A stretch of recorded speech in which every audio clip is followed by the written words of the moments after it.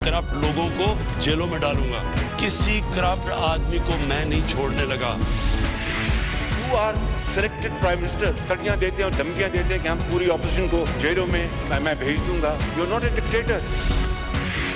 तुम तो सिर्फ कठपुतली हो, तुम्हारी तोरे तो कोई और हिला रहा है। जंग अभी जारी है, अभी हमें दायमी अमन की असल मंजिल पर पहुंचना है।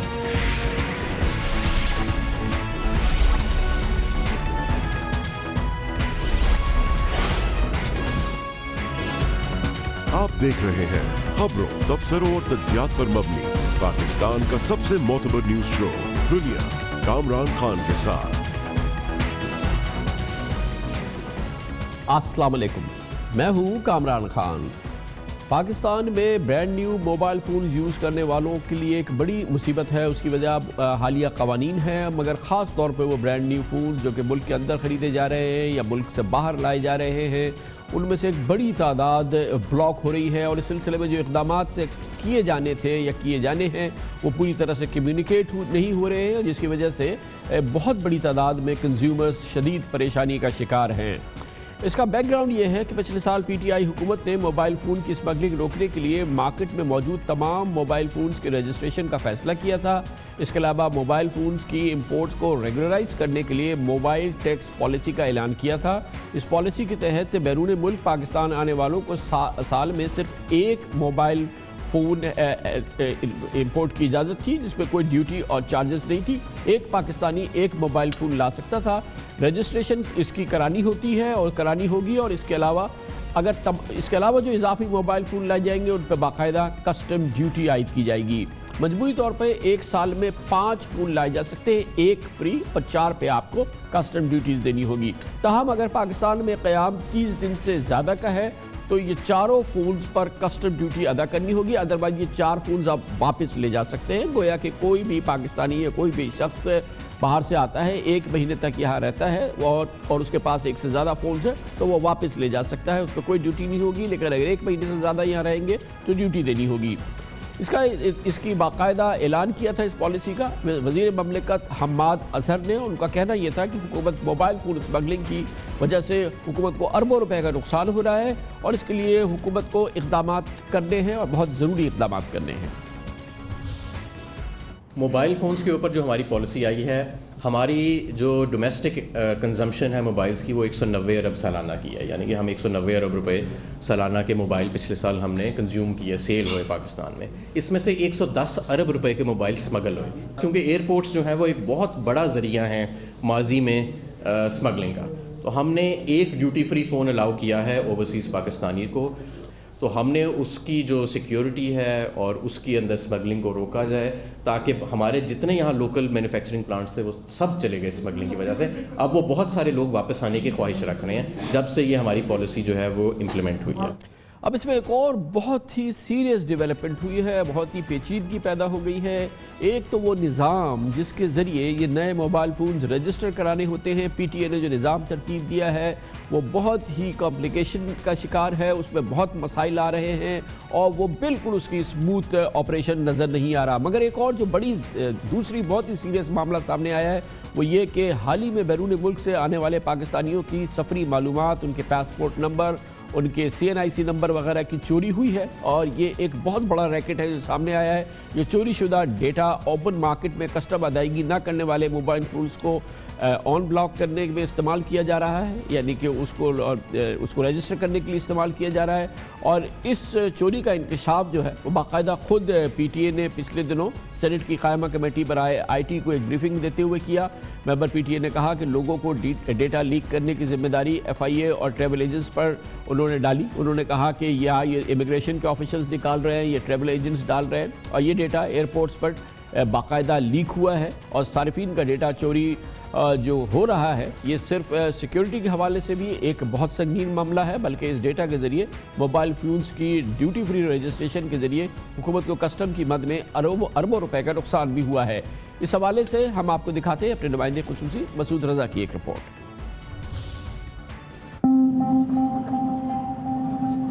पाकिस्तान की मोबाइल मार्केट्स स्मगल शुदा फ़ोन से भरी पड़ी हैं। जहां नए फ़ोन PTA के तस्दीक नामे के साथ फ़रोख्त होते हैं, वहीं बैरून मुल्क से लाए गए इस्तेमाल शुदा और नए स्मगल्स फ़ोन PTA की तस्दीक के बगैर फ़रोख्त किए जाते हैं और ये फ़ोन कम कीमत में सार्फिन को मुयस्सर होते हैं। हुकूमत की तमाम तर कोशिशों के बावजूद स्मगल शुदा फ़ोन्स का कारोबार फल फूल रहा है, क्योंकि हुकूमत की तमाम तर कोशिशों के बावजूद स्मगल शुदा मोबाइल फ़ोन्स के सौदागरों ने सिस्टम में नए चोर दरवाजे की कुंडी खोल दी है। PTA के निज़ाम में ख़राबी या नाक़िस हिकमत अमली के स्मगल शुदा फ़ोन ख़रीदने के बाद उसी मार्केट में बैठे एजेंट हज़ारों रुपए अदा किए बगैर आपका फ़ोन PTA से अप्रूव करवा देते हैं। ये काम दरअसल उन शहरियों के पासपोर्ट पर किया जा रहा है जो बैरून मुल्क सफ़र से वापस आते हैं। इन शहरियों के पासपोर्ट नंबर और सफरी तफसीलात स्मगलर्स को फ़रोख्त कर दी जाती हैं और कौमी ख़जाने को भारी नुकसान पहुँचाया जा रहा है। ये पासपोर्ट नंबर और सफरी तफसीलात कौन चोरी करता है? इस सवाल ने हमारे इमिग्रेशन निज़ाम पर सवालिया निशान लगा दिया है। या वो ट्रेवल स्टेट्स जहाँ से आप अपनी सफरी सहूलियात हासिल करते हैं, क्या वो भी आप और आपकी फैमिली का डेटा फ़ोन स्मगलर्स को फ़रोख्त करते हैं? इस सूरत हाल ने शहरियों को उलझन में डाल दिया है। इस मामले का तीसरा और अहम तरीन पहलू ये भी है कि IMEI नंबर के ज़रिए फ़ोन किसी और के नाम पर रजिस्टर्ड हो और इस फ़ोन को इस्तेमाल कोई दूसरा शख्स कर रहा हो तो सिक्योरिटी के मसाइल पैदा होते हैं। ऐसे फ़ोन से होने वाली कोई गैर कानूनी सरगर्मी की तहकीक असल मुजरिम तक पहुँचने में नाकाम हो सकती है। हमारी तहकीक से ये बात भी सामने आई है कि वो शहरी जो स्मगल शुदा फ़ोन खरीद चुके हैं वो भी PTA के बजाय उन एजेंट से फ़ोन की तस्दीक कराने को तरजीह देते हैं जो 2 से 5 हज़ार रुपए में कई हज़ार रुपए का काम करा देते हैं। लिहाजा ये कहा जा सकता है कि PTA का तस्दीक का अमल फूल प्रूफ नहीं है और ड्यूटी की मद में हुकूमत को जो टैक्स जमा करना था उस हवाले से भी हुकूमत को बड़े मसाइल का सामना है। स्मगल शुदा सामान से भरी मार्केटें, इन मार्केटों में रश और PTA के तस्दीकी दफातर के सामने सन्नाटा ये साफ बता रहा है कि दुकान तो आज भी चोरों की ही चल रही है। ये बहुत सैर हासिल रिपोर्ट है जिसमें आपने समझ लिया कि कितना संगीन और सीरियस मसला है। इस पर हम बात करते हैं। PTA को हमने खुसूसी तौर पे इंसिस्ट किया कि वो आएँ और अपना इस सिलसिले में पोजीशन बयान करें और PTA को रिप्रेजेंट करेंगे जनाब नोमान खालिद जो डायरेक्टर हैं पाकिस्तान टेलीकम्युनिकेशन अथॉरिटी के। बहुत बहुत शुक्रिया नोमान खालिद साहब, आपके इल्म में है ये पूरा मामलात जो अभी हमने जिसका एक अहाता किया है। आप बताइएगा कि इस वक्त क्या स्टेटस है इश्यूज़ की जो आपकी नॉलेज में आए हैं। जी कामरान साहब, उसमें मैं थोड़ा सा आपको ये बताना चाहूँगा कि हमने जो रजिस्ट्रेशन के लिए, क्योंकि एक ईज़ ऑफ रजिस्ट्रेशन को करने के लिए कि किसी को इनकन्वीनियंस ना हो, कम्प्लीटली ऑटोमेटेड सिस्टम है जिसको आप या तो वेबसाइट के ज़रिए रजिस्ट्रेशन करा सकते हैं या SMS बेस्ड सिस्टम जिसमें *8484# डायल करके आप अपनी फ़ोन की स्क्रीन से अपनी डिवाइस रजिस्टर करा सकते हैं। जहाँ तक आपकी बात रही कि मिस यूज़ ऑफ डेटा या आइडेंटिटी थेफ्ट का, बिल्कुल जी ये एक ऐसी चीज़ है जो हो रही है और PTA के जब भी नॉलेज में ये चीज़ आई है इमीडिएटली इस पर एक्शन लिया गया। मैं इस पर थोड़ा सा आपको ये बताना चाहूँगा, जितना भी ये मिसयूज़ हो रहा है इसकी 100% ट्रेसेबिलिटी है, क्योंकि जब भी कोई मिसयूज़ करके अपना डेटा रजिस्टर कराता है उसकी कंप्लेंट अगर PTA को रिसीव हो रही है तो PTA उसको इमीडिएटली लॉग फाइल्स, उसकी पूरी क्रेडेंशियल्स और जो IMEI उसने रजिस्टर कराया है वो कंप्लीट डेटा एक्सट्रैक्ट करता है। नंबर 2 पे वो सारा का सारा डेटा लॉ इन्फोर्समेंट एजेंसीज़ को रिपोर्ट किया जाता है। नंबर 3 पे जो जेन्युइन यूज़र, जो एप्लीकेंट इस मिस यूज़ की वजह से अपना मोबाइल फ़ोन रजिस्टर नहीं करा सका उसको इमीडिएटली इन्फॉर्म किया जाता है कि नवाब खालिद साहब आपके क्या ये इल्म में नहीं है जो आपने इतना सिंपल बताया कि आप 8484 पे टेक्स्ट करें और आप अपना फ़ोन रजिस्टर करा लें और 8484 पे आप ये कर लें या आपकी ऑनलाइन पे जाएं, ये क्या आपके इल्म में नहीं है कि लोगों को शदीद मसाइल का सामना हो रहा है, वो they are not getting through. बहुत मेरे पास इनन्यूमरेबल नंबर्स हैं लोगों के जो कि बता रहे हैं कि वो इसको करते हैं मगर they are not getting through और वो सिस्टम स्टॉल हो जाता है, वो नहीं चलता है आगे।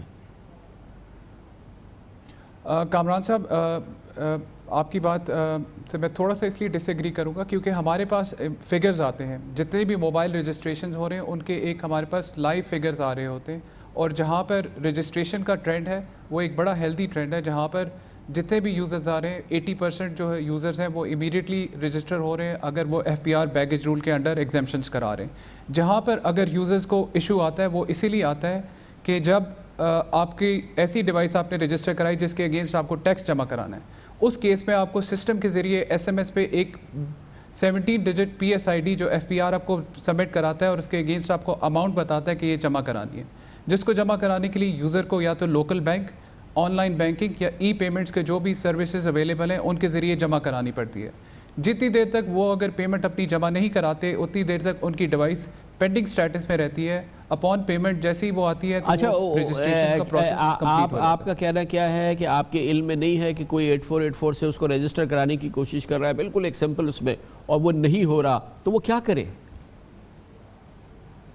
جی کامران صاحب, اس میں جتنے اس طرح کے لوگ ہیں جو ہمارے پاس PTA نے جو ہے واک ان کے بھی سروسز اسٹیبلش کی ہوئی ہیں جو کہ ہمارے ہیڈ کوارٹر میں اور PTA کے تمام زونل آفیسز میں ہیں جہاں پہ لوگ وزٹ کرتے ہیں, اور اگر ان کے جو مسائل ہیں وہ ہم ڈیلی بیسس پہ ان کو ریکٹیفائی کریں. جتنے بھی فٹ فال ہماری وہاں پر آ رہی ہے 100% کو ہم ریزولوشن کر کے دیتے ہیں, جو بھی ان کا ہو ہم ان کو پورا سمجھاتے ہیں. سیکنڈلی PTA نے اس پہ اویئرنیس کیمپینز بھی رن کی ہیں جس میں ہم نے T V, radio, print media, social media کے ذریعے اور اس کے علاوہ ہر کنزیومر کو SMS جس میں ہر تمام جتنے موبائل سبسکرائبر بیس پاکستان کی ہے اس کو SMS بھیجا جا رہا ہے جو انگریزی زبان میں اور اردو زبان میں, جس میں یہ تمام معلومات دی جا رہی ہیں کہ آپ نے کس طریقے سے اس کو رجسٹر کرانا ہے. ساتھ میں آپ کو یہ بھی بتایا جا رہا ہے کہ جب آپ کی ڈیوائس سمپل لینگویج میں کہ ہر فون کو چاہے وہ 10 سال پہلے لیا گیا یا 5 سال پہلے لیا گیا یا 1 سال پہلے لیا گیا اس کو رجسٹر کرانا ضروری ہے. نہیں جی کامران صاحب, اس کو میں تھوڑا سا اس میں کلیریفائی کرنا چاہوں گا. یہ سسٹم جو ہے ایک فارورڈ تھنکنگ سولوشن کے طور پہ بنایا گیا ہے. 15 جنوری 2019 سے پہلے تمام موبائل ڈیوائسز جو پاکستانی نیٹ ورکس پہ آن تھی وہ تمام کی تمام کا status in light of federal cabinet decision ہم نے اس کو لیگلائز سٹیٹس میں کر دیا. اس کا میں آپ کو ایک نمبر بتانا چاہوں گا, 357 ملین ڈیوائسز ہیں جو 15 جنوری 2019 تک لیگلائز سٹیٹس میں کنورٹ کی گئی. اس کے بعد سے اب جتنی بھی ڈیوائسز آ رہی ہیں وہ اس سسٹم کے ذریعے رجسٹریشن مینڈیٹری ہے تاکہ اس کو کیا جائے. ابھی ایکسپلین کیا کہ ہر پاکستانی ایک موبائل ڈیوائس 1 سال میں لا سکتا ہے اور وہ ڈیوٹی فری ہوگی. وہ پاکستانی یا ایکسپیٹریٹ پاکستانی یا کوئی بھی پاکستانی جو باہر سفر کرتا ہے ایک فون لا سکتا ہے؟ جی کامران صاحب, میں اس کو بتانا چاہوں گا اس میں, بلکہ میں ایک اور چیز بھی ایڈ آن کرنا چاہوں گا کہ آپ نے جو شروع میں انٹرو میں بتایا کہ 30 دن, یہ 30 دن نہیں, یہ 60 دن کا ٹائم فریم دیا جاتا ہے جب آپ ڈیوائس لے کر آئیں اس میں رجسٹریشن کرانی ہے.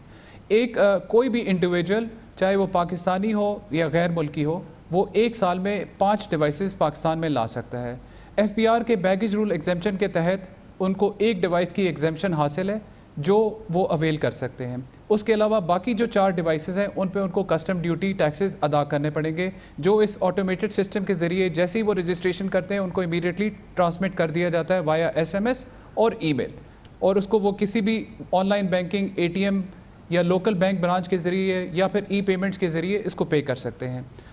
سیکنڈلی اس میں تھوڑی سی ہم نے جو ہے چیزیں اور بھی میں ہائی لائٹ کرنا چاہوں گا. اگر آپ ایک انٹرنیشنل پیسنجر ہیں جو باہر سے آتے ہیں اور اگر آپ کا پاکستان میں اسٹے 60 دن سے کم ہے تو آپ کو یہ رجسٹریشن کرانے کی بالکل ضرورت نہیں. وہ 60 دن تک آپ ڈیوائس استعمال کریں اور جیسے ہی آپ ملک سے باہر واپس ڈیوائس لے جاتے ہیں وہ ہمارے سسٹم سے نکل جاتے ہیں. تھینک یو سو مچ جناب نعمان خالد ہمارے ساتھ موجود ہے, ڈائریکٹر پاکستان ٹیلی کمیونیکیشن اتھارٹی. کمرشل بریک, اس کے بعد ذکر کریں گے سندھ کا کل بجٹ آنے والا ہے اور بہت ہی دلچسپ بجٹ ہے کیونکہ جو گزشتہ بجٹ میں ترقیاتی منصوبوں کے لیے رقم رکھی گئی تھی اس میں سے تقریباً 1/3 رقم ایسی ہے جو استعمال ہی نہیں ہوئی ہے. نیا بجٹ سامنے آ رہا ہے, بہت ہی دلچسپ معاملہ, اس کی بات کرتے ہیں چھوٹے سے وقفے کے بعد.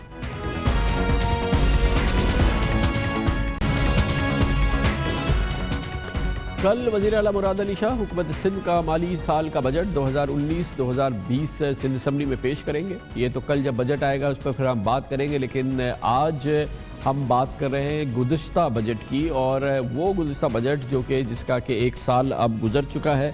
اس کے لیے دیکھنا ضروری ہے کہ 1 سال پہلے وزیر اعلیٰ سندھ سید مراد علی شاہ نے کیا اعلانات کیے تھے اور ان پہ کتنا عمل ہوا ہے.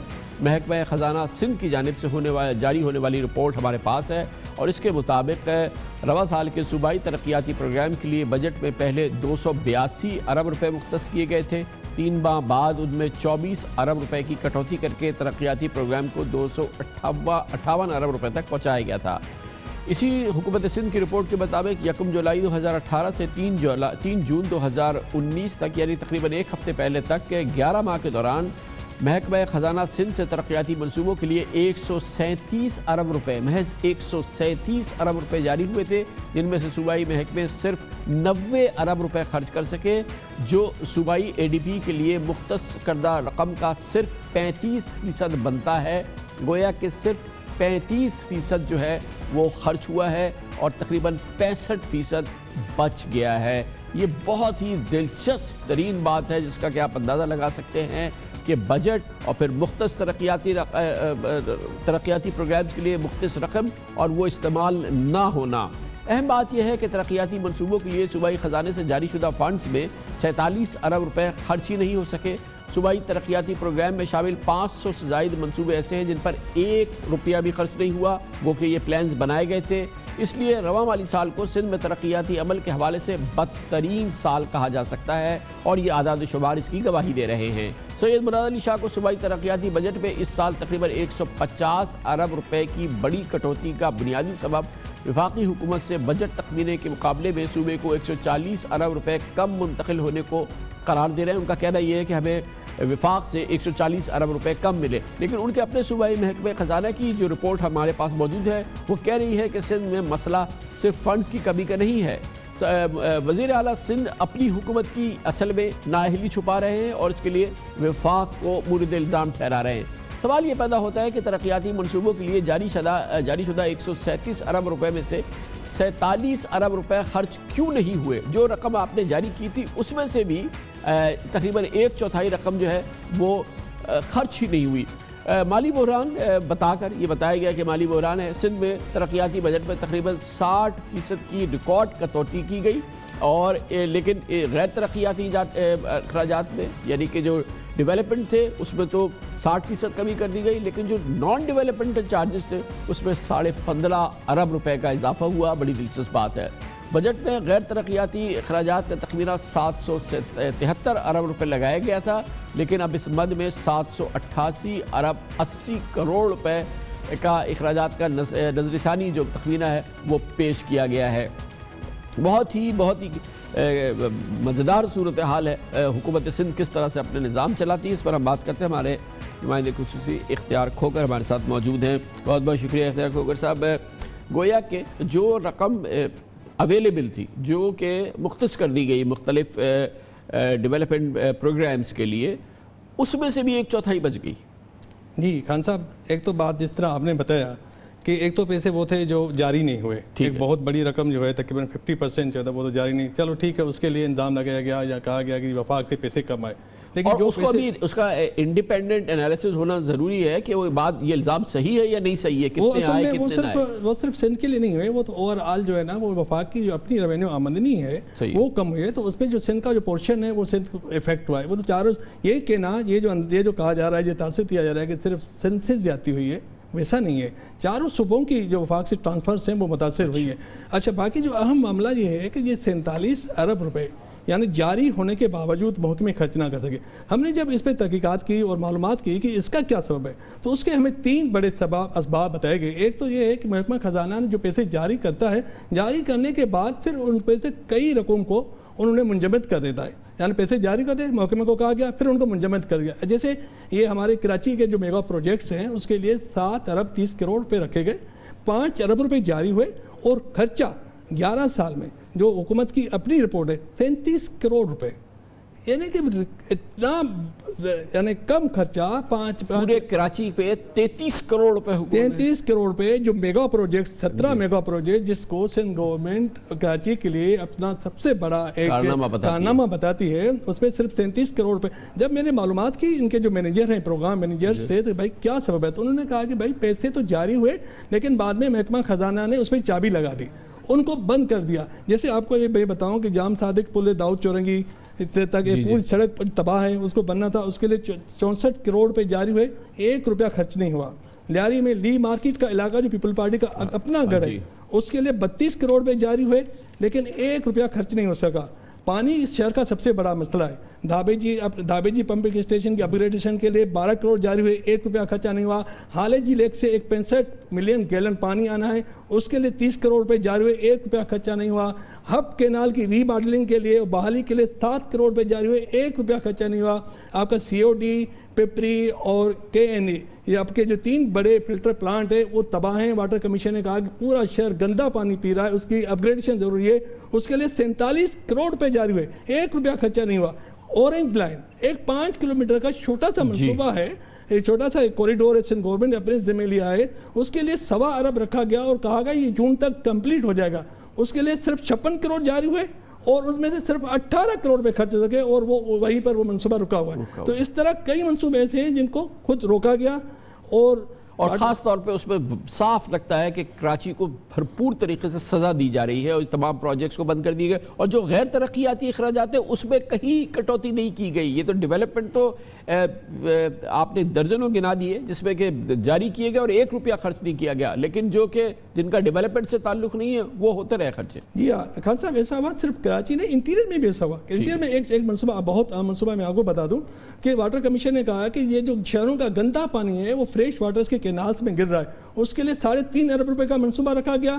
اس کے لیے 1 ارب 80 کروڑ جاری بھی ہوئے، لیکن خرچہ 1 روپے اس لیے نہیں ہوا کہ محکموں کی نااہلی تھی، وہ منصوبہ بنا ہی نہیں سکے۔ نہیں صرف وہ روکا گیا لیکن نااہلی بھی تھی۔ تیسرا ایک خوف تھا کہ لوگوں کو ریپ کا اور ان کا جو خوف ہے اس کی وجہ سے بھی منصوبے تھے، اس میں خاص طور پہ RO پلانٹس کے منصوبے، اور پھر دوسرے بھی غیر ترقیاتی جو کام ہے۔ جہاں تک آپ نے یہ بات کی، یہ بہت اہم معاملہ ہے کہ جب یہ معاملہ ہوتا ہے کہ پیسے کم ہوتے ہیں تو پھر آپ اپنے اخراجات کم کیے جاتے ہیں، اپنے گھر میں بجٹ کو لیکن یہ 15 ارب روپے زیادہ پیسے خرچ ہونے کا نیا تخمینہ لگا گیا ہے، جس میں دلچسپ بات یہ ہے کہ وزیر اعلیٰ ہاؤس کے لیے 1 ارب 3 کروڑ روپے رکھے گئے۔ اب بتایا جا رہا ہے کہ جی اس پہ 1.25 ارب روپے خرچ ہوں گے، یعنی 15 کروڑ روپے CM صاحب زیادہ خرچ کریں گے بجٹ میں جو مختص رقم ہے وزیروں کے لیے، اور SNGD کے لیے کوئی 7.5 ارب روپے رکھے گئے۔ اب بتایا جا رہا ہے کہ 8.25 ارب روپے خرچ ہوں گے، یعنی ان کو بھی زیادہ خرچ ہوگا۔ بہت بہت شکریہ، اور کل جو بجٹ آتا ہے اس میں دیکھتے ہیں کہ ترقیاتی پروگرامز کے لیے جو پیسے رکھے گئے اس میں درجنوں ہمارے پاس ہے، جس میں کہ 1 روپیہ خرچ نہیں ہوا، لیکن وزیر اعلیٰ نے جو اپنے چیف منسٹر ہاؤس کے لیے جو خرچہ رکھا تھا، یعنی کہ وہ 1 ارب 3 کروڑ روپے خرچ کریں گے پورے سال میں، انہوں نے 1 ارب 15 کروڑ خرچ کیے، تقریباً 10 کروڑ روپے ماہانہ سندھ کے وزیر اعلیٰ نے اپنے گھر پہ خرچ کیے، اپنے ملازمین پہ خرچ کیے۔ کمرشل بریک کے دوران نیوز ہیڈ لائن دیکھیں گے، جس کے بعد ہم اپنے پروگرام کے واقعے کے ساتھ واپس آتے ہیں۔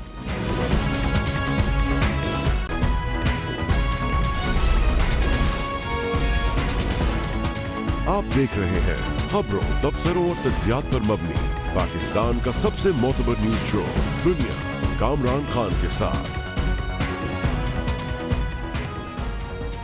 بجٹ کا اعلان ہو چکا ہے، یقیناً یہ پاکستان کی تاریخ کا انتہائی مشکل بجٹ ہے۔ اس کے ذریعے ملک میں مہنگائی میں اضافہ ہوگا، ایک عام آدمی کی زندگی کٹھن ہوگی، غریب آدمی کی زندگی کٹھن ترین ہوگی، اور پاکستان کے جو اشرافیہ ہے اس کے لیے بھی ظاہر مسائل ہیں، اور اس کو بھی یقیناً ایک بڑے دباؤ کا سامنا ہے۔ پاکستان کے عوام اس بجٹ کی صورتحال میں جس مشکل سے گزریں گے وہ سب کے سامنے ہے، اور اس میں دلچسپ بات یہ ہے، بہت امپورٹنٹ بات یہ ہے کہ مہنگائی صرف اس بجٹ میں تجویز کردہ اقدامات سے، ٹیکسز سے نہیں ہوگی، بلکہ کچھ اور ایسے اقدامات ہو گئے ہیں جن کی کانوں کان خبر نہیں ہوئی ہے، جس کے نتیجے میں ملک میں مزید مہنگائی ہوگی، کاسٹ آف ڈوئنگ بزنس بڑھے گی، امپورٹس جو ہماری ہوتی ہیں، جو آمد و رفت ہوتی ہے، بڑے سامان کی ترسیل ہوتی ہے، وہ مہنگی ہونے جا رہی ہے۔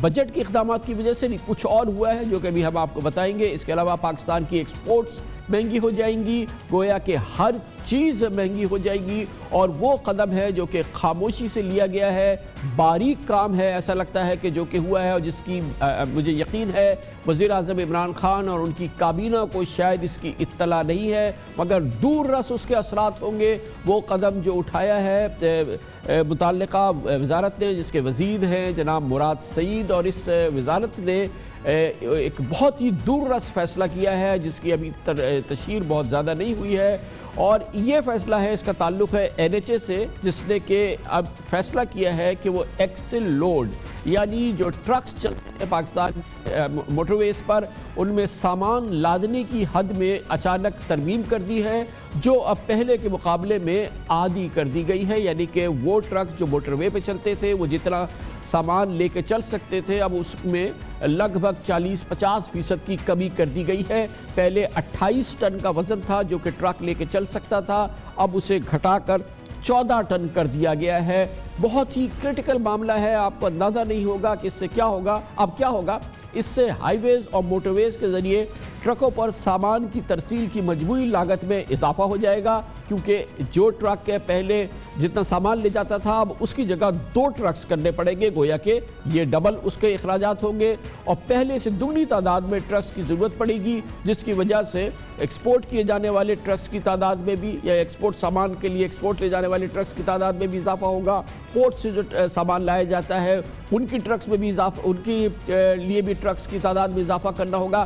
گویا کہ راتوں رات جو ٹرکس کی لابی ہے، جو ٹرکس کا بزنس ہے، جو لوڈنگ ٹرکس کا کام کرتے ہیں، ان کے لیے چاندی ہو گئی ہے، ان کے لیے کاروبار دگنا ہو گیا ہے، ان کے لیے اپرچونٹیز تقریباً دگنی ہو گئی ہے، اور یہ کام ہوا ہے بہت ہی خاموشی سے، مگر راتوں رات چاندی ہو گئی ہے، کیونکہ یہ ٹرکس لابی جو ہے وہ اس کے لیے وہ نہال ہو جائے گی۔ لیکن پاکستان سفر کرے گا، بہت زبردست طریقے سے سفر کرے گا۔ ایک تو یہ کہ جب ایک کی جگہ 2 ٹرکس چلیں گے تو پاکستان میں فیول کی جو کنزمپشن ہے وہ بڑھے گی، ڈیزل کا استعمال، یقیناً جو فیول کا استعمال ہے وہ دگنا ہو جائے گا۔ اس کا مطلب یہ ہے کہ ہمارے جو فیولز کی امپورٹس ہے اس میں اضافہ ہوگا، ہمیں زیادہ فیولز کی ضرورت پڑے گی، اور شاید اس کا ہمیں اربوں روپے اس کے اضافی اخراجات ہمیں ادا کرنے پڑے۔ ساتھ ہی ہمارا جو ایکسپورٹس کی جو سامان ہے یا جو ہماری امپورٹس آتی ہے اس کی ترسیل میں بھی اس کی قیمت میں اضافہ ہو جائے گا۔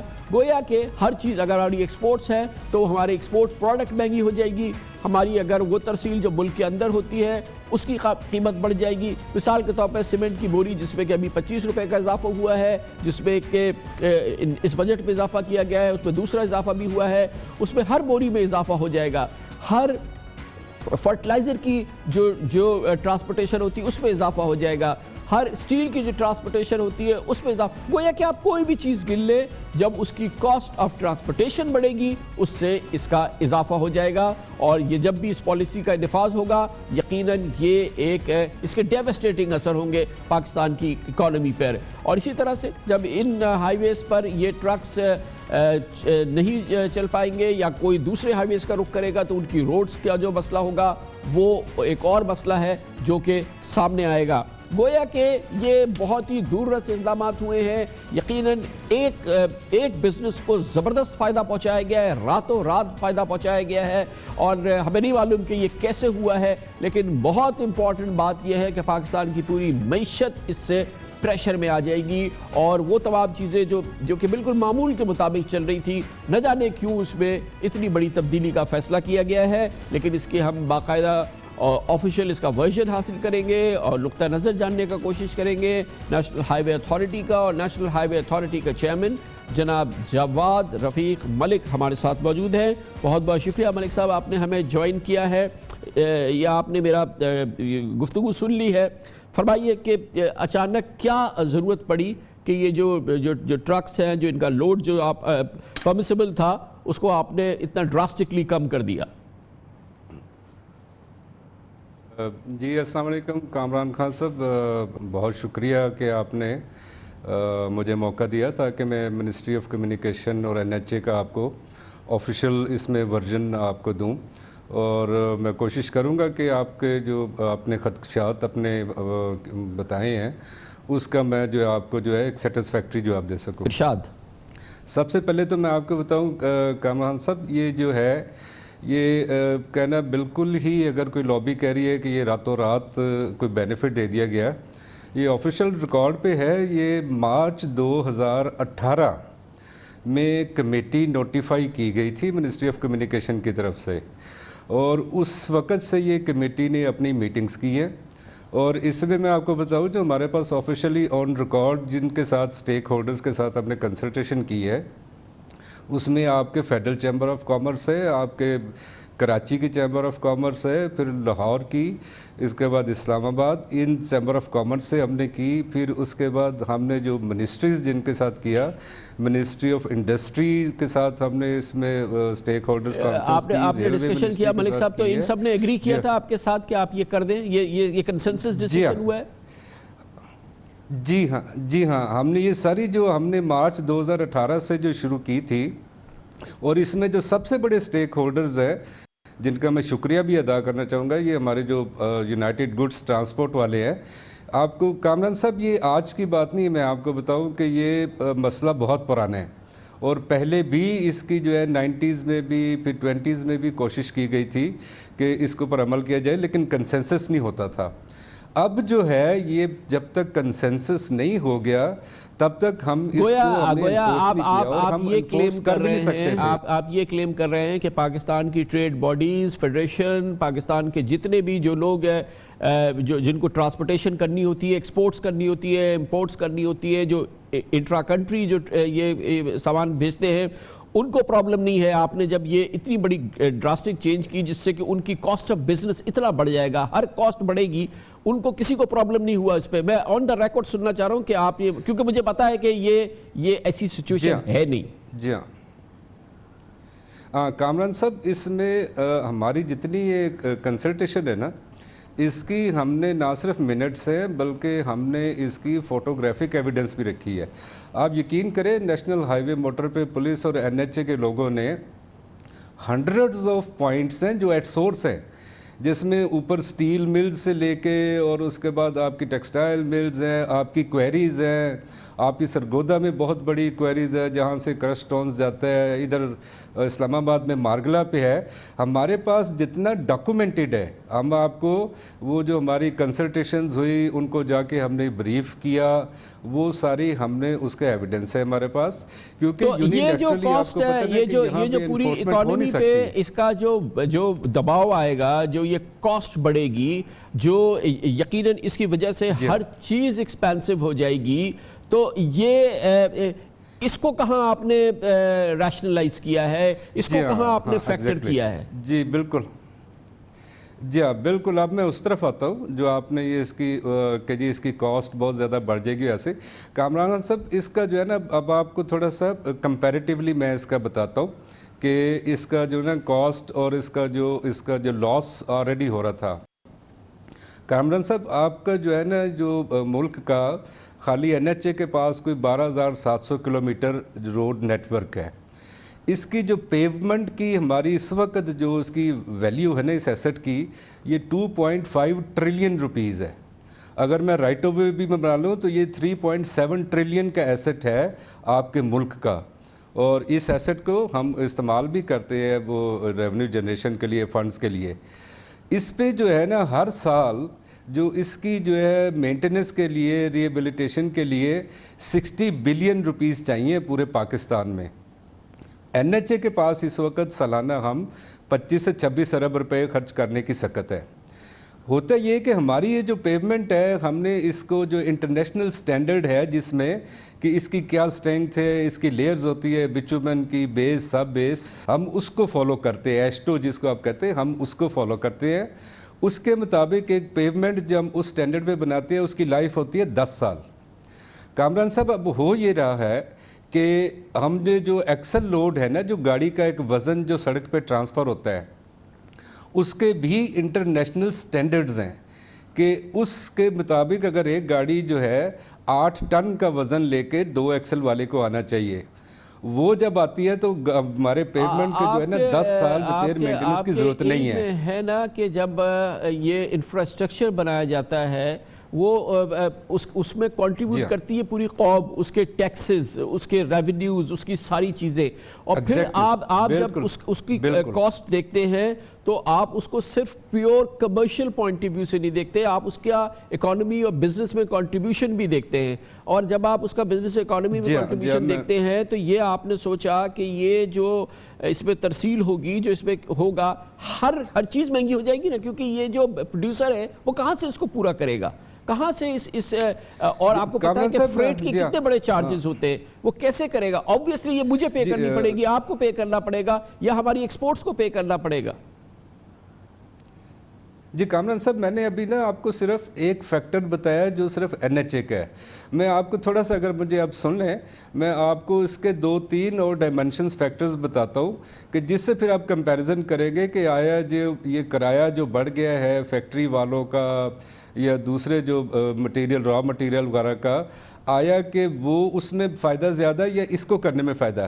ایک تو میں نے آپ کو بتا دیا جو ہماری روڈ کو نقصان ہو رہا ہے, جو 10 سال چلنی چاہیے تھی وہ 3 سال چلتی ہے, اور ہمیں جو 10 سال میں خرچہ وہ 3 سال میں. وہ تو چلے NHA کا ہو گیا, میں چیئرمین NHA ہوں, مجھے اپنے ایسٹ کے متعلق پوزیسو ہونا چاہیے. اب دوسری طرف آئیں, دوسری طرف آپ اس طرح آئیں کہ جب آپ ایک ٹرک جس کے 8 ٹن کی اس کی چیسز اور باڈی ہے, آپ جب اس پہ 16 ٹن کرتے ہیں نا کامران صاحب, اس کا جو ٹائر کا ایک پیئر ہے, اب یہ 6 بھی 8 بھی استعمال ہوتے ہیں, ایک پیئر جو کہ 1,20,000 کا کم از کم ہے وہ آتا ہے, جس کو 2 سال چلنا چاہیے. جب اس پہ ڈبل وزن یہ ڈالتے ہیں وہ ٹائر کی لائف رہ جاتی ہے 6 ماہ. سر آپ یہ دیکھیں کہ اس کو 1,20,000 جو ہے وہ چیریٹی میں تو نہیں چلا رہا نا, وہ بزنس چلا رہا ہے, وہ اس کی ڈیپریسیشن رکھتا ہے, ہر بزنس کی ڈیپریسیشن ہوتی ہے, وہ لاس میں نہیں کر رہا ہے, وہ خرید لیتا ہے, جو بھی اس کو ریپلینش کرنا ہے وہ کرتا ہے کیونکہ وہ بزنس کر رہا ہے. کامران صاحب یہ سر یہ آپ کا امپورٹ ہے, آپ دیکھیں نا یہ ٹائر آپ کا امپورٹ آ رہا ہے. اب وہ جو آپ نے کہا جی 2 ٹرکوں کا فیول, اب جب آپ ایک ٹرک کے اوپر آپ 2 گنا 3 گنا جب لے کے جاتے ہیں نا کامران صاحب, اس کی جو فیول کی کنزمپشن ہے, اس کی جو مینٹیننس ہے, جو اس کی ویئر ٹیئر ہے, اس کی جگہ 2 چلا دیں ہم, اس کی جگہ ہم 2 چلا دیں, آپ کا امپورٹ بھی لائیے, اس کی جگہ ہم 2 ٹرک چلا دیں, ایک کی جگہ 2 چلائیں, وہ اس پہ فیول دگنا خرچ کر دیں, اس کی جو مینٹیننس ہے اس کو دگنا کر دیں, اس کی ڈیپریسیشن کو دگنا کر دیں. یعنی کہ ایز سچ تو اس کاسٹ کو ہم ڈبل کر رہے ہیں. صرف ٹرکر کی کاسٹ کو آپ دیکھیں, اکانومی کی کاسٹ کو جو دیکھیں گے آپ اس کو ملا کے, تو اس کے تو بہت ہی بہت ہیوج امپیکٹ آئے گا. جی کامران صاحب میں اس طرف بھی آ رہا ہوں. آپ دیکھیں جی آپ کے جو ٹرکس ہیں یہ سارے جو یہ امپورٹ کرتے ہیں, ٹائرز امپورٹ کرتے ہیں, فیول آپ امپورٹ کرتے ہیں, ڈیزل آپ امپورٹ کر رہے ہیں, اسپیئر پارٹس جو زیادہ وہ آپ امپورٹ کر رہے ہیں. دوسرا یہ ہے کہ ایک تو آپ کا جو وہیکل آپریٹنگ کوسٹ, ہم نے جو ہے نا ہمارا ایک ادارہ ہے نیشنل جو ہے نا ریسرچ انسٹیٹیوٹ ہے فار ٹریفک NTRC, یہ سب سے پہلے انہوں نے ریسرچ کی, آپ کا 200 سے 250 ارب پر سال وہیکل آپریٹنگ کاسٹ ہے. یہ ڈاکومنٹڈ ریسرچ ہمارے پاس موجود پڑی ہوئی ہے.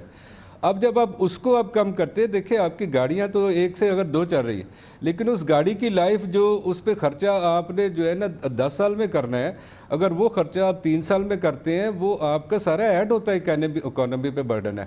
اب دوسرا میں ایک اور آپ کو بتاؤں کامران صاحب, اب ہم آپ کو پتہ ہے ہم سب WTO کے معاف ممبر بھی کیجیے گا جاوید ملک صاحب, کوئی آپ کے پاس یہ ریسرچ آپ نے NTRC کی مجھے بتا دی کہ ٹریفک کی ریسرچ کے وہ جو ٹرکس ہم استعمال کر رہے ہیں اس کو ریپلیس کرنے میں, اس کو مینٹین کرنے میں ہماری اکانومی کتنا سفر کرتی ہے, کوئی ریسرچ آپ کے پاس ہے کہ یہ جو کاسٹ بڑھے گی, دا انٹائر کاسٹ جو ٹوٹل ہماری انٹرا کنٹری موومنٹ ہے, ہماری ایکسپورٹس ہیں, ہماری پورٹ سے ود ان کنٹری ہے, اس کی جو کاسٹ بڑھے گی, وہ آپ کے پاس کوئی ریسرچ ہے کہ وہ اس کو آپ نے انالیسس کیا ہے, اس کی کوئی آپ کے پاس ہے کوئی ٹھوس بیک گراؤنڈ؟ جی ہاں کامران صاحب, میں نے جیسے آپ کو بتانا ہے کہ یہ پچھلے 1 سال سے زیادہ عرصے سے ہم اس پہ کام کر رہے ہیں. میں بتا رہا کہ سارا ڈاکومنٹڈ ہے, مارچ 2018 سے ہم نے اس پہ کام کیا, اور اس پہ سب سے پہلے یہ اسائنمنٹ دی گئی تھی NTRC کو کہ آپ ہمیں اس کے بتائیں اس کے کاسٹ بینیفٹ اور اس کا جو لاس ہے وہ اس کا. سر اکانومی کی کاسٹ کس نے آپ کو بتائی؟ اس نے تو ٹریفک کی کاسٹ آپ کو بتائی, آپ کو اکانومی کی کاسٹ کس نے بتائی؟ یہ تو آپ کو دیکھنا ہے نا. کسی نے آپ کو بتایا کہ ایک سیمنٹ کی بوری اس ٹرانسپورٹیشن سے کتنی مہنگی ہو جائے گی, ایک سٹیل کی پر ٹن جو ہے وہ کتنی مہنگی ہو جائے گی, ایک آپ کی ایکسپورٹ جو ہے وہ ایک سورس سے جائے گی دوسری سورس تک وہ کتنی مہنگی ہو جائے گی. ان گنت each and every item that moves on the highways of Pakistan وہ مہنگا ہو جائے گا. سر اس کی کوئی ریسرچ ہے آپ کے پاس؟ جی کامران صاحب, میں جو آپ کو بتایا نا کہ آپ یہ جتنے آپ کے یہ چیمبر آف کامرس ہیں, ہم خود چل کے ان کے پاس گئے, بہت ہیٹڈ ڈسکشنز ہوئی. ہم نے ان کو کہا جی آپ اپنا پوائنٹ آف ویو ہمیں بتائیں, ہم بھی جو ہے نا آپ کے سامنے اپنا پوائنٹ آف ویو رکھتے ہیں. اور اس پہ بڑے اختلافات بھی تھے. میں آپ کے بتاؤں کہ جب یہ میٹنگز ہوئی, وہ میٹنگز بڑی ہیٹڈ ڈسکشنز کے ساتھ ہوئی تھی. Thank you so much sir, thank you very much indeed. Jawad Rafiq Malik صاحب, چیئرمین نیشنل ہائی وے اتھارٹی, ہمارے ساتھ موجود تھے. انہوں نے بتایا کہ کس طرح سے ٹرکس کا نقصان ہوتا ہے اور کتنا روڈز کا نقصان ہوتا ہے, لیکن انہوں نے نہیں بتایا تو یہ نہیں بتایا کہ یہ جو کاسٹ آف ٹرانسپورٹیشن جو راتوں رات بڑھا دی گئی ہے, جس میں تقریباً 40 سے 50% اضافہ ہو جائے گا, اس کا پوری پاکستان کی معیشت پہ کتنا اثر ہوگا. وزیر مواصلات جناب مراد سعید, ہماری بھرپور کوشش تھی کہ وہ یہ آتے اور اس فیصلے کی ترجیحات اور اس کی وجوہات اور اس کے جو مضمرات ہیں وہ ہمارے ساتھ ڈسکس کرتے, مگر ہو نہیں سکا. لیکن بہرحال چیئرمین NHA ہمارے ساتھ موجود تھے. یہ پرائم منسٹر عمران خان کے لیے بہت ضروری ہے کہ وہ اس پورے میٹر کو ایگزامن کریں. ان کو پتہ چل جائے گا کہ پاکستان کی اکانومی کے لیے کتنے سیریس کانسیکوینسز ہوں گے, پاکستان میں کاسٹ آف ڈوئنگ بزنس کے کتنے سیریس کانسیکوینسز ہوں گے. ہر چیز مہنگی ہو جائے گی صرف اس چھوٹے سے فیصلے سے. باریک کام ہے, کسی نے دکھایا ٹرکس کی لابی کی راتوں رات چاندی ہو گئی ہے. کمرشل بریک, اس کے بعد ہم ذکر کریں گے بجٹ سے متعلق, پاکستان میں جو مہنگائی ہو رہی ہے اس کے متعلق, اور وہ کام جو حکومت کو کرنا تھا انہوں نے نہیں کیا.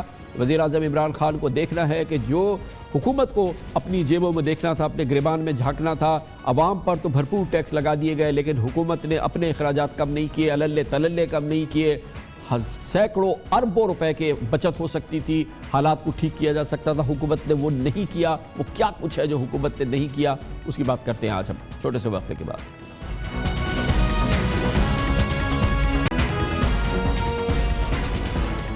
وزیر اعظم عمران خان پاکستانیوں سے ٹیکس دینے کی اپیل پر اپیل کر رہے ہیں. دن رات حکومت کی جانب سے کہا جاتا ہے کہ ٹیکس دے, زیادہ سے زیادہ ٹیکس دے, اور پھر حکومت نے بجٹ میں تنخواہ دار طبقے پر مزید ٹیکس لگا دیا ہے اور ان کو مزید بوجھ کے تحت لے آیا گیا ہے.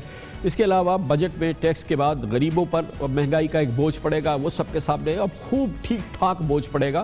مگر حکومت کے جو کام کرنے کے ہیں وہ کب ہوں گے اور وہ کون کرے گا, یہ بہت امپورٹنٹ بات ہے. کہ آپ نے پاکستان کے عوام سے جو کچھ حاصل کر سکتے تھے آپ نے حاصل کیا, ان کو نچوڑا, ان کو دبایا, اور اسی طریقے سے مختلف جو پورا پاکستان جو ہے وہ اس بجٹ کے بعد ایک بہت ہی مشکل صورتحال کے اندر ہو گیا ہے. پاکستانی تیار ہیں اپنے ملک کے لیے کسی بھی قسم کی قربانی دینے کے لیے, کسی بھی پریشانی کو سہنے کے لیے, مگر کیا عمران خان اور ان کی حکومت سینے پہ ہاتھ رکھ کے کہہ سکتی ہے کہ وہ کام جو حکومت کے کرنے تھے, حکومت کو جو اپنے اللے تللے ختم کرنے تھے, کم کرنے تھے, کیا حکومت نے وہ کام کیے یا نہیں کیے؟ ہم پورے یقین سے کہہ سکتے ہیں کہ حکومت نے نہیں کیے, بلکہ بالکل نہیں کیے. اور اگر یہ کام کیے ہوتے پچھلے 10 مہینوں میں تو شاید پاکستان کے عوام پہ بوجھ کم ہوتا. مثال کے طور پہ یہ جو سرکاری کارپوریشنز ہیں, جو اسٹیٹ اونڈ انٹرپرائزز کہلاتی ہیں, جو مسلسل خسارے میں چل رہی ہیں, جو آپ کی حکومت کے آنے سے پہلے چل رہی تھی, اور آپ نے دعویٰ کیا تھا, وعدہ کیا تھا, عزم کا اعلان کیا تھا کہ آپ آتے ہی ان کا علاج کریں گے اور اس کے حالات کو بہتر بنانے کی کوشش کریں گے. آج 10 مہینے سے زیادہ ہو گئے ہیں, اس پر کچھ نہیں ہوا ہے, سنجیدگی سے توجہ بھی نہیں دی گئی ہے. جہاں پہ جو معاملہ کھڑا تھا وہی کا وہی کھڑا ہے, بالکل اسی انداز میں کھڑا ہے. پھر یہ پاکستان کی یہ بیمار صنعتیں ہیں, حکومت کے جو بیمار ادارے ہیں یا بیمار ادارے بھی نہیں ہیں, جو حکومت نہیں چلا پاتے, جو کرپشن کی نظر جاتے ہیں, جو مس مینج ہوئے ہیں, جن کی گورننس صحیح نہیں ہے, ان کو کیوں نہیں نچکاری کی جاتی؟ نہ نچکاری کی جاتی ہے, نہ ان کو ٹھیک کیا جاتا ہے, نہ ان کو بہتر بنانے کے لیے کچھ کیا گیا ہے. اس کو بھی 1 سال گزر گئے. اگر اسٹیٹ اونڈ انٹرپرائزز کو ٹھیک کیا گیا ہوتا, ان اداروں کی کچھ اصلاحات کی گئی ہوتی یا ان کی نچکاری کی گئی ہوتی, تو آج پاکستان کے عوام پہ وہ بوجھ نہ پڑتا جو کہ پڑا ہے. ایک اور بات بڑی امپورٹنٹ ہے کہ پاکستان میں زراعت کا شعبہ مرات یافتہ طبقے کا شعبہ ہے, یہ سیاست کا شعبہ ہے اور اس میں وارے نیارے ہیں. مگر ایک بار پھر زراعت کے شعبے میں اصلاحات کی باتیں ہی باتیں ہیں. اس کو ٹیکس کے پراپر نرغے میں لانے کے لیے اقدامات کب کیے جائیں گے؟ اس بجٹ میں تو نہیں ہوئے ہیں. حکومت کی اہلکاروں کی اور حکومت کے جو ملازمین ہیں گھر بیٹھے ہوئے, ہاتھ پہ ہاتھ رکھے بیٹھے ہیں. حکومت کے کم از کم 1.5 سے 2 درجن ڈویژنز ہیں, جو ڈپارٹمنٹس ہیں جہاں پہ کچھ کام نہیں ہوتا. ان کے نام ہیں, ان کی مجموعی کارکردگی صرف اللہ ہی جانتا ہے کہ وہ کیا کام کرتے ہیں. اس پر نظر ثانی کی جاتی, یہاں سے بچت کی جا سکتی تھی. اس طرف بھی کچھ نہیں کیا گیا. گویا اسٹیٹ اونڈ انٹرپرائزز میں کچھ نہیں کیا گیا, زراعت میں کچھ نہیں کیا گیا, اور جو حکومتی ادارے بیکار ہیں یا جو حکومت کے اللے تللے کا شکار ہے ان کو پرائیویٹائز نہیں کیا گیا. تو یہ سب کچھ کیا جاتا تو حالات بہت بہتر ہو سکتے تھے۔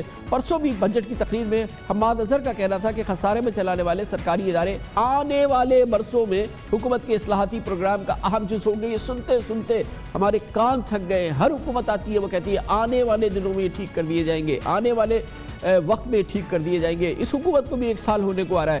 بجٹ دستاویزات میں یہ بھی بتایا گیا کہ پاکستان اسٹیل ملز کو چلانے کے لیے بیرونی سرمایہ کاروں سے رابطے کیے گئے، یعنی کہ 11 مہینے لگ گئے، ابھی آپ کے صرف رابطے ہی ہوئے ہیں۔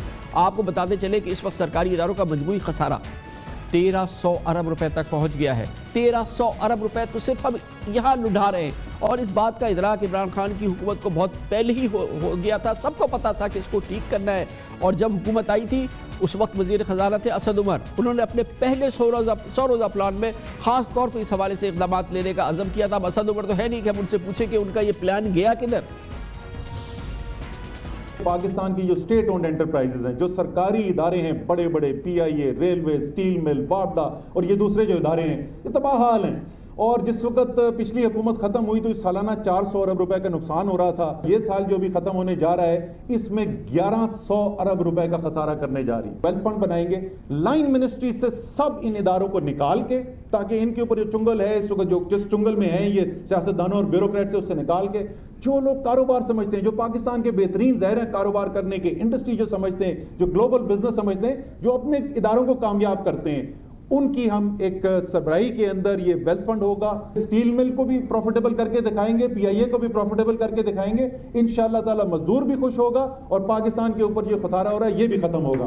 13 مہینے پہلے کہی تھی اسد عمر صاحب نے یہ بات، اور پھر ان کے 100 روزہ پلان میں آئی، پھر وزیر اعظم عمران خان کی ابتدائی جو تقاریر تھی، شاندار تقاریر تھی، اس میں سامنے آئی، مگر ہوا کچھ نہیں ہے۔ اور حکومت کم کرنے کا، حکومت کا حجم کم کرنے کا، حکومت کے جو علل تلل ان کو ختم کرنے کا، یہ ڈویژنز ختم کرنے کا، یہ بلا وجہ کے ڈپارٹمنٹس ختم کرنے کا کوئی دور دور تک اطلاع نہیں ہے، مگر ہمیں عمران خان کے وعدے اور باتیں یاد ہیں۔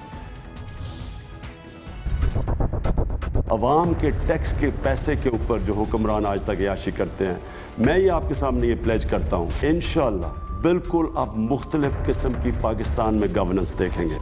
یہ جو بھی پیسہ ہم اپنے اوپر خرچ کرتے ہیں، ہم ان کا پیسہ لیتے ہیں جو بچارے 2 وقت کی روٹی نہیں کھا سکتے۔ ہر جگہ جدھر عوام کا پیسہ خرچ ہو رہا ہے شاہانہ رہن سہن میں آپ کو ایک ایک پیسہ آپ کا بچا کے دکھاؤں گا۔ ہم کاسٹ کٹنگ کریں گے، ہم اہمیت دیں گے کہ عوام کا جو پیسہ ہے وہ ہمارے شاہانہ لائف سٹائل کے لیے نہیں ہے۔ ایک طرف ہم اپنے اب خرچے کم کریں گے، کاسٹ کٹنگ کر رہے ہیں، نہیں کیا، بالکل نہیں کیا۔ 1300 ارب روپے تو یہ سرکاری کارپوریشنز کھا رہی ہیں، ہم پورے گننے بیٹھیں گے تو 2000 ارب کا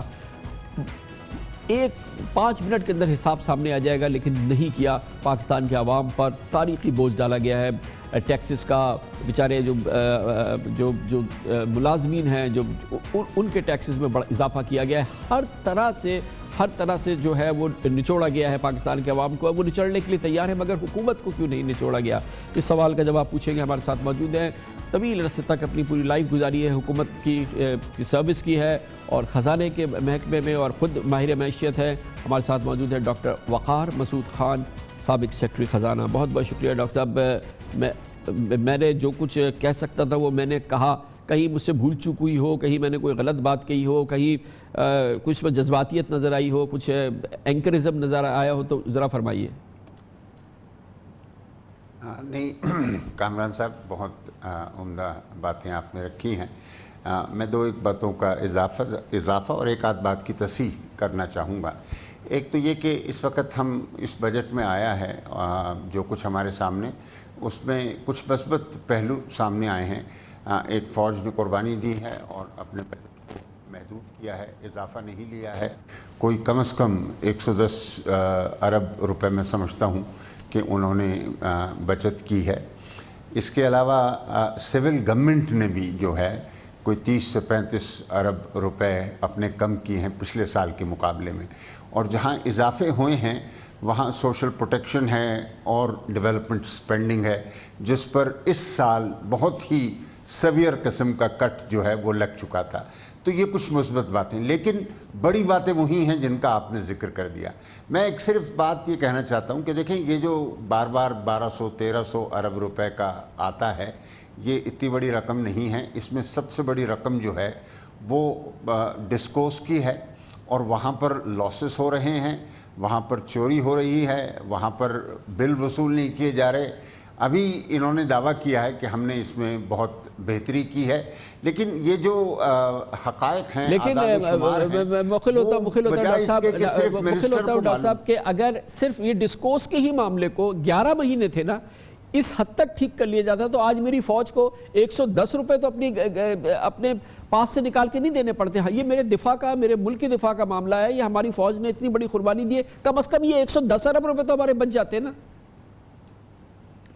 جی بالکل بالکل. تو میں اب اس طرف آ رہا ہوں کہ جتنے بھی ہیں وہ 1100 ہیں یا 400 ارب روپے ہیں, 500 ارب روپے ہیں سالانہ. دیکھیے میں اور آپ پہلے بھی اس بات کو کر چکے ہیں کہ بھائی خدا کے واسطے حکومت کا یہ کام نہیں ہے کہ وہ بزنس کرے. اب یہ اسد عمر صاحب اور خود وزیر اعظم ایک دوسری سوچ کے حامل تھے اور انہوں نے کہا نہیں جی ہم ان کو ٹھیک کر کے دکھائیں گے. آپ نے ابھی بات بھی سنائی اور وہاں یہ دیکھ لیا. مطلب آپ دیکھ لیں کہ یعنی کہ اس کا پہلا قدم بھی نہیں اٹھا سکے. دیکھیے یہ پبلک سیکٹر کے اندر خصوصاً ان حوالوں سے کہ اس طرح کے تعمیری کام ہو, وہ صلاحیت اس وقت معدوم ہو گئی ہے. ہو سکتا ہے میرے اور آپ کی زندگی کے بعد دوبارہ اس کا احیاء ہو جائے. آج وہ نہیں ہے. آج آپ کو اس بوجھ کو کم کرنا ہے, اور ساری دنیا میں پاور سیکٹر ایک پروفٹیبل ادارہ ہوتا ہے, پروفٹیبل سیکٹر ہوتا ہے. یہ پاکستان میں ہو رہا ہے کہ پاور سیکٹر اور گیس سیکٹر جو ہیں, اب تو وہاں پہ بھی سرکولر ڈیٹ ڈیولپ ہو گیا ہے, وہ پاکستان کے فسکل فائنینسز کو بالکل ختم کیے دے رہے ہیں. تو یہ اچھا دیگر ادارے بھی ہیں. بھائی دیکھیے حکومت کا کام ریگولیشن ہے, حکومت کا کام امپائر ہونا ہے. جہاں ریگولیشنز ہیں وہاں آپ کی صلاحیت نہیں بن رہی. آپ کو جہاں فوکس کرنا چاہیے اور حکومت کا کام ڈاکٹر صاحب معاون بھی ہے نا, حکومت فیسیلیٹیٹر بھی ہے نا, حکومت پارٹنر بھی ہے نا. حکومت پارٹنر ہوتی ہے جب وہ فیسیلیٹیٹ کرتی ہے, کیونکہ ٹیکس دے گا 30% حکومت کو بیٹھے بیٹھے منافع ملے گا. تو یہ بھی تو حکومت کا کام ہے نا.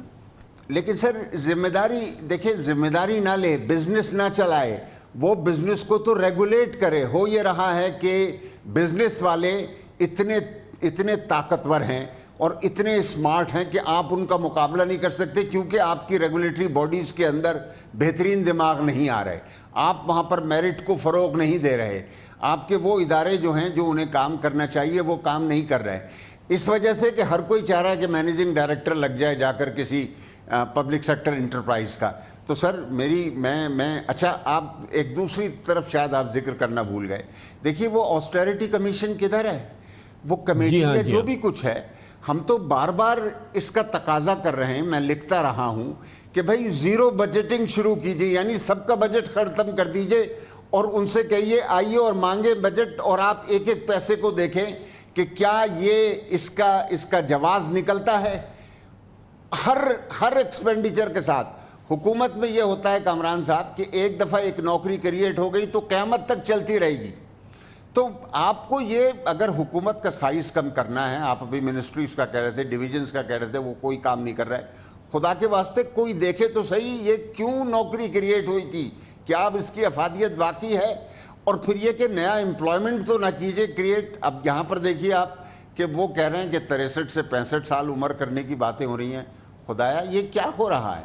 ٹھیک ہے نا, آپ کے ملک میں اتنا ان امپلائمنٹ ہے, آپ کو چاہیے کہ لوگ زیادہ سے زیادہ جو ہیں ان کو نوکریاں ملیں. اور ڈاکٹر صاحب یہ فرمائیے گا کہ ٹیکسیشن وغیرہ کے اندر تو یقیناً جیسے آپ نے کہا کہ اس بجٹ کے اندر بہت مثبت پیغامات ہیں, بہت مثبت اقدامات ہیں اور ہماری اسٹرکچرل بہتری کے معاملات ہیں. لیکن آج جب ہم یہ اس حکومت کے 10 مہینے گزرنے کے بعد ہم یہ بجٹ کر رہے ہیں تو اس کا حساب کون دے گا کہ اس حکومت نے 1/4 وقت اپنا گزار دیا, مگر آج اس بجٹ تک اتنی چیزیں ہو سکتی تھی کہ یہ بوجھ جتنا ہم عوام پہ ڈالا گیا ہے شاید اس سے کم پڑتا اگر یہ اصلاحات کی جاتی. اور اب بھی ہمیں اس بجٹ میں کہیں مثال کے طور پہ پرائیویٹائزیشن کا کوئی ذکر نہیں ہے. 2 آئٹمز ہیں, ایک تو یہ کہ 2 پاور پلانٹس ہم پرائیویٹائز کریں گے اور ایک پی ٹی اے کے 3 لائسنس ہیں جو ہم, یعنی کہ اس حکومت کے نزدیک نجکاری کوئی ایشو ہی نہیں ہے. دیکھیے کیونکہ ابھی حال میں انہوں نے بہت زیادہ اس بیانیے کے اوپر سرمایہ کاری کر دی کہ ہم نے اصلاح کرنی ہے ان اداروں کی, تو حفیظ شیخ صاحب میرے خیال میں آہستہ آہستہ फूक फूक के कदम रख रहे हैं, लेकिन हफीज़ शेख साहब का जहन बिल्कुल साफ़ है इस मामले में। वो प्राइवेटाइजेशन के हक़ के अंदर हैं, वो जानते हैं, उनका तजर्बा है, उन्होंने लैटिन अमेरिका के अंदर बहुत काम किया है प्राइवेटाइजेशन के हवाले से। वो इस बात से आगाह हैं कि इसके अलावा कोई दूसरा रास्ता नहीं है। और अभी IMF का प्रोग्राम हमारे सामने आ जाए, जब ये अप्रूवल हो जाएगी, उसमें हम MEFP देखेंगे तो वहाँ पर आपको नज़र आ जाएगा कि हमने जो है इस मामले में भी कुछ ना कुछ वादे किए होंगे जो हमें पूरे करने चाहिए। मेरी दुआ है कि प्राइम मिनिस्टर इस हकीकत को समझ सके। देखिए, ये एक सियासी मसला भी बन जाता है कि वापडा के अंदर 1-1.5 लाख एम्प्लॉइज़ हैं, आप उनसे वो पिछली हुकूमत ने भी ये किया और ये भी शायद उसके सामने जो है घुटने टेक दें, लेकिन फिर मईशत ठीक नहीं होगी। सर, मईशत ठीक नहीं होगी। मईशत के ऊपर सबसे बड़ा बोझ जो है इस वक्त वो पावर सेक्टर है, और अब गैस सेक्टर भी उसके अंदर शामिल हो रहा है। इनको अगर आपने नहीं दुरुस्त किया, और जो IMF के प्रोग्राम में आपको दुरुस्त करने पड़ेंगे, इनसे कहा गया है कि 2 साल के अंदर सर्कुलर डेट में जो इजाफा हो रहा है उसको ख़त्म करें। ये तो एक और हिमालय है। ये हम 5500 टैक्स की बात करते हैं, हिमालय है ये, और उससे भी बड़ा जो है टारगेट है। Thank you so much doctor साहब। डॉक्टर वक़ार मसूद खान एक बार फिर हमारे साथ मौजूद थे, बहुत ही तजुर्बाकार शख्सियत इन तमाम मामला के हवाले से। कमर्शियल ब्रेक, उसके बाद जिक्र करेंगे बजट के बहुत से पहलू हैं जो यकीनन मुस्तहसन हैं और अच्छे पहलू हैं। उसमें ख़ास तौर पर पाकिस्तान की अनडॉक्यूमेंटेड इकॉनमी को डॉक्यूमेंटेड बनाने के लिए जो इक़दाम किए गए हैं वो उसमें बहुत अहम है, और ख़ास तौर पर जो प्रॉपर्टी के हवाले से मामला किए गए हैं, रियल इस्टेट के हवाले से जो मामला किए गए हैं, वो गेम चेंजर साबित हो सकते हैं अगर इस पर वाकई इसी अंदाज से अमल होता चला गया।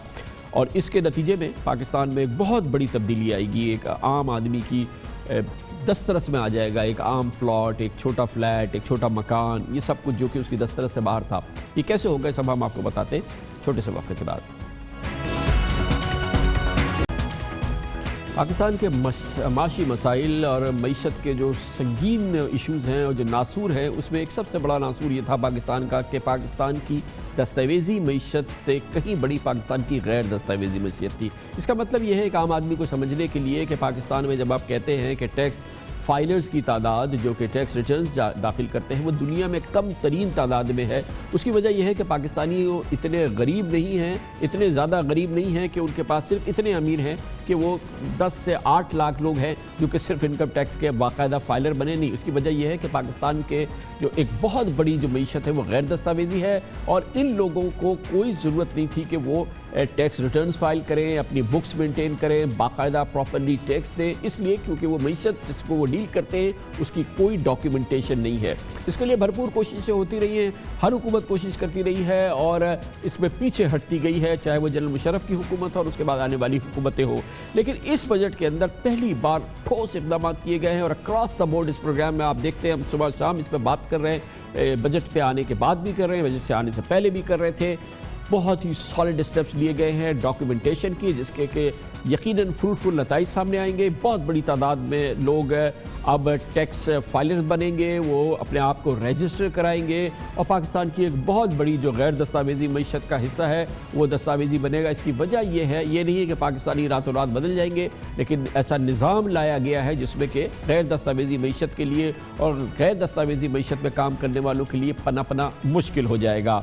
जब ये पूरी सूरत हाल पैदा होगी उसकी सख्तियाँ अपनी जगह आएंगी, वो मसाइल अपनी जगह आएंगे, मगर जो सबसे बड़ी चेंजेस नज़र आएंगी वो पाकिस्तान के रियल एस्टेट और प्रॉपर्टी सेक्टर्स के अंदर नज़र आएंगी, जहां जो कि सबसे बड़ा गैर दस्तावेज़ी हिस्सा था और उसको दस्तावेज़ी बनाने के लिए ठोस और दूररस इक़दाम इस बजट में तजवीज़ कर दिए गए हैं। इसका पहला फ़ायदा ये होगा कि प्रॉपर्टीज़ की प्राइसेस पूरी तरह से गिरेंगी या बहुत खातिर ख्वाह तरीके से गिरेंगी, और जब प्रॉपर्टीज़ की प्राइसेस गिरेंगी तो इसका फ़ायदा एक आम पाकिस्तानी को होगा। वो पाकिस्तानी जो उसको अफोर्ड नहीं कर सकता था, उसको नज़र आएगा कि उसकी दस्तरस के में आ गई, उसका फ्लैट वो फ्लैट की कीमत ऐसी हो गई है, अपार्टमेंट की कीमत ऐसी हो रही है कि वो ले सकता है, छोटे प्लॉट की कीमत ऐसी हो रही है कि वो ख़रीद सकता है, सोच सकता है कि वो अपना एक छोटा मकान भी ख़रीद सकता है, क्योंकि ये प्राइसेस कम हो जाएंगी और इसके बड़े असरात होंगे। हुकूमत की जानिब से बजट में इस हवाले से उठाए जाने वाले इक़दाम की वजह से ख्याल यही है कि ये तमाम प्राइसेस जो कि बहुत से लोगों का ये ख्याल है कि बहुत से इलाकों में रियल वैल्यूज़ से कहीं ज़्यादा स्पेकुलेटिव वैल्यूज़ पर थी,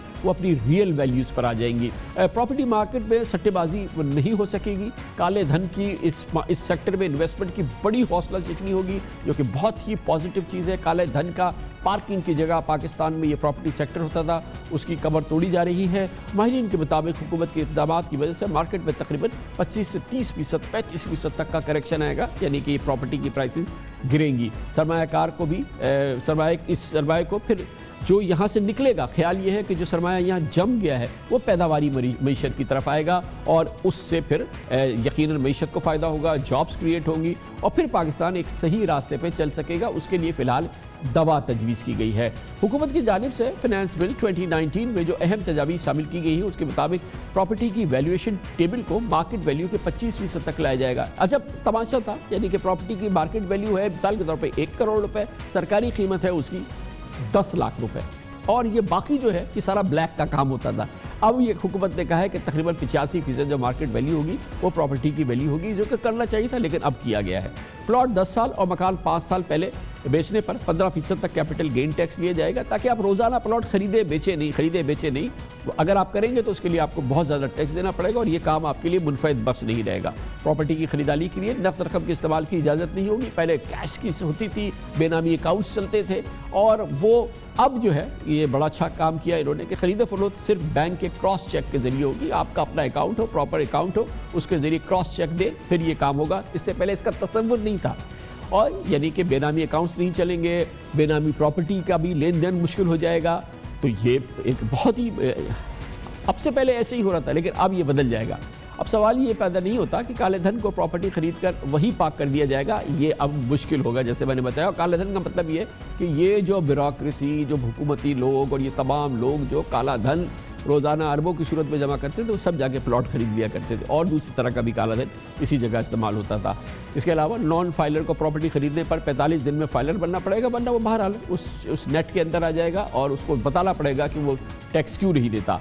प्रॉपर्टी खरीदने पर उसको हर सूरत में फाइलर बनेगा, वरना FBI उसके खिलाफ कार्रवाई करेगी, फ़ौरन उसको एक टैक्स का नोटिस आ जाएगा और उसके लिए सर्वाइवल करना मुश्किल हो जाएगा। ये तमाम चीज़ें जब हो जाएंगी तो ख्याल ये है कि जब ये रियल वैल्यूज़ आ जाएंगी तो बैंक्स आज़ाद होंगे, उनके सामने रियल वैल्यूज़ होंगी, वो फाइनेंसिंग करेंगे, हाउस फाइनेंसिंग करेंगे पाकिस्तान में, जो कि बहुत कम होता है। और जब ये प्रॉपर चीज़ें हो जाएंगी तो फिर एक आम पाकिस्तानी जो है जिसकी एक सैलरी है, इनकम है, वो बैंक से कर्जा लेके अपना घर, मकान, फ्लैट ले सकेगा और बैंकों को भी खुले हाथ होंगे, वो इसमें फाइनेंसिंग कर सके। तो ये इसके सारे मुस्बत पहलू हैं, लेकिन ये वो कारोबार है जो कि इससे पहले बिल्कुल दूसरी तरह से होता था। अब जब ये रातों रात में इसकी तब्दीली आएगी तो इससे क्या असरात होंगे, इसी की वजह से ये जो अब सब कुछ हो रहा है, प्रॉपर्टी मार्केट में खलबली मची हुई है, एक खलबली का आलम है पूरी रियल एस्टेट मार्केट में पूरे पाकिस्तान की कि क्या हो रहा है, अब क्या होगा। लोग कैलकुलेशंस कर रहे हैं, आइंदा के अंदाजे लगा रहे हैं। इस प्रोग्राम में मुसलसल ये अमल आपके साथ शेयर कर रहे हैं, आज फिर ये शेयर करेंगे और इसके लिए हमें आज फिर ज्वाइन कर रहे हैं, हमारे साथ मौजूद है हमारे रियल एस्टेट और प्रॉपर्टी अफेयर्स के लिए मैं कई बार तकलीफ देता हूँ, बहुत ही एक्सपर्ट हैं इन तमाम मामलों के, खुद रियल एस्टेट बिज़नेस करते रहे, जनाब राजा मज़हर हमारे साथ मौजूद है। बहुत बहुत शुक्रिया साहब, आपने हमें फिर ज्वाइन कर लिया। ये मैंने जो सूरत हाल बयान की है ये तो फैक्चुअल है, ऐसे ही है, खलबली तो है ना मार्केट पे आपकी। अस्सलाम वालेकुम कामरान साहब, बिल्कुल आपने जो कहा सही है, बट ये कि मैं ये कहूँगा कि ये जो हुकूमत ने इक़दाम किए हैं ये इतने इमीडिएट वो हैं कि जिसका है कि हमने 2016 में जब FBR की वैल्यू डिटरमिन की गई थी उस वक्त हमने ये कहा था कि इसको ग्रेजुअली हर साल 25% इंक्रीज़ करते हैं। उसमें हुआ ये कि 2016 में जब ये वैल्यू डिटरमिन हुई FBR की, उस वक्त भी ये FBR का राइट नहीं था कि कोई सूबों का डिमांड था, 18वीं तरमीम के बाद सूबों का राइट था, लेकिन किया गया। तो उसके बाद दोबारा ये वैल्यू नहीं इंक्रीज़ की। अब जाके आके इन्होंने 110% वैल्यू इंक्रीज़ की, ना कि 20% को इसका करते। ग्रेजुअली अगर ये बढ़ाते रहते तो आज ये अभाम नहीं होता, आज ये तकलीफ नहीं होती। राज साहब, अगर ग्रेजुअली बढ़ाते रहते तो ये एक अजब तमाशा जारी रहता ना। नहीं, देखिए जो मार्केट वैल्यू है और जो सरकारी वैल्यू है, मार्केट वैल्यू होती 1 करोड़, सरकारी वैल्यू होती 30 लाख, तो ये और जो 70 का काम होता है वो ब्लैक के जरिए होता, तो ये कैसे हम ये चलने दें? कामरान साहब देखें, बात ये होती है कि जब आप चीज़ें, मैं बताऊँ, इससे अभी जो एक इमीडिएट कर रहे हैं, कहने को ये बहुत अच्छा है, लेकिन ये हम सारी चीज़ें क्यों कर रहे हैं कि हमें एक चीज़ है कि हमारे यहाँ ये ट्रेड भी चले, कारोबार भी चले। देखें घरों के हमें इस वक्त तकरीबन, मैं आपको बताऊं, 1 करोड़ 35 लाख घर डेफिसिट पे हैं इस वक्त पूरे पाकिस्तान में। अगर आप एनालिसिस करें, इसका मतलब ये कि प्रॉपर्टी के कारोबार के लिए ज़बरदस्त पोटेंशियल है, बट ये कि कारोबार को बिल्कुल एक तरफ जमूद कर दिया गया। और आपको ये बताऊं, ये जो चीज़ है ये एक ऐसे ही एक मिसाल है, खाली प्रॉपर्टी को जमूद नहीं किया गया, बेनामी अकाउंट्स ख़त्म कर दिए गए हैं, बेनामी एक्ट आ गया है, बेनामी प्रॉपर्टीज़ को ख़त्म कर दिया गया है। दुनिया اور پاکستان FATF وغیرہ اب رہا نہیں نا راج صاحب کہ وہ آپ کیش لا کے جمع کرا دیں اور آپ لیکن آپ یہ بات بالکل صحیح کہہ رہے ہیں کہ یہ رہا نہیں. لیکن میں بتاؤں کہ آپ نے جب دیکھنا ہے کہ مجھے اگر میں بتاؤں کہ میری ایک اگر نیڈ ہے, میری ایک اگر ضرورت ہے, میں نے ٹیکس ریونیو میں مجھے میری حکومت کو, مجھے میرے ملک کو ریونیو چاہیے. وہ ریونیو کہاں سے جنریٹ کرنا ہے؟ یہاں سے. اگر اس ٹریڈ سے کرنا ہے یا کسی بھی ٹریڈ, تو اس کو ہم نے فیسیلیٹیٹ کر کے اس سے ریونیو جنریٹ کرنا ہوتا ہے. جب اس ٹریڈ کو ہی ختم کر دیں گے, اس انڈسٹری کو ختم کر دیں گے, اس سے پہلے تو حکومت نے ایک پیشکش کی ہے نا کہ آپ اپنی ہر چیز کو 3% 5% پہ دیکھے آپ ڈاکیومنٹ کر لیجئے نا.